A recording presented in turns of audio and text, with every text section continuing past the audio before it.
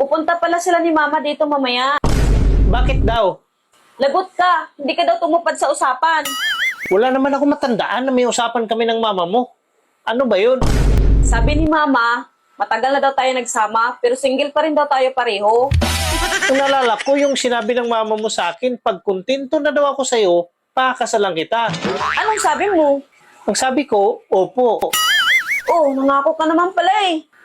Oo, nangako ako. Pero sabi niya, pag kontento na ako sa'yo, pakakasalan kita. Pero hindi pa ako kontento sa'yo eh. Bakit? Ano bang hinahanap mo sa babae para makontento ka? Ang gusto ko sa babae, yung maingay. Ang taas naman ang standard mo. Paano kung mag-ingay kung hanggang bungad lang? Huwag mo naman ibuki. Pero ang gusto ko pa talaga sa babae, yung parang bubuyog. Bakit parang bubuyog ang gusto mo? Ang bubuyog kasi, pag nangangagat, pati puwit niya tinutusok. Yan ang gusto ko sa babae. Nag-iisip ka ba sa sinasabi mo? Oo naman. Bakit? Paano naman ako manunusok na parang bubuyog? Wala naman akong panusok. Maniniwala pa ako kung ikaw. Kasi may panusok ka. Maiksi nga lang. Sobra-sobra naman yan sa'yo. Tsaka ito ang pinakagusto ko sa babae na wala talaga sa'yo.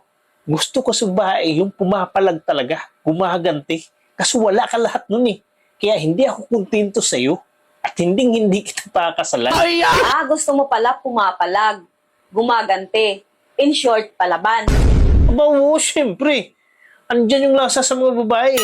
Wala ka nun eh. So hindi kita pakakasala. Ganun ba? So, pwede na ba ito? Next week, sabihin mo sa mga magulang mo, magpapakasal na tayo.